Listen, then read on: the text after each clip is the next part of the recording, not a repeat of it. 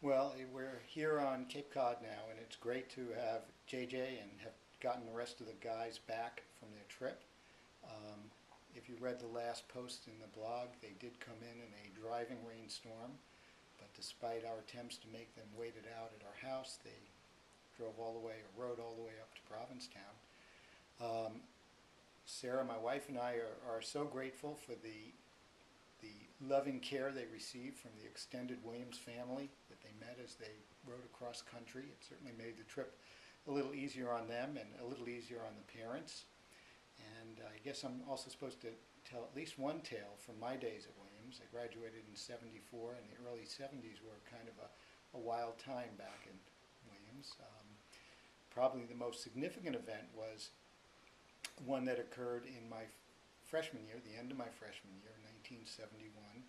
And at that time, Williams was not co-ed yet, so we had to have mixers, which were big parties. We would bus women in from other schools, and it was in March of '71 that I met my future wife and JJ's future mother, without whom the entire ephdetour, I guess, would not have been possible. So that's quite a significant event.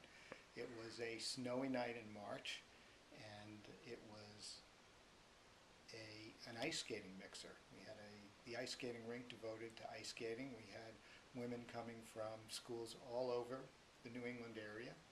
And shortly after dinner, in what was then called Baxter Hall, the freshman dining hall, I literally bumped into JJ's mom, my wife, shortly after dinner, and we hit it off immediately, spent the evening together, and the rest is history. About 7 years later, we got married, and many years after that, we had JJ, our first child, and JJ went on to go to Williams and to come up with the idea of the ephdetour and help guide everybody across the country on their bicycles. So in many ways, that's the most significant event as it relates to the ephdetour experience.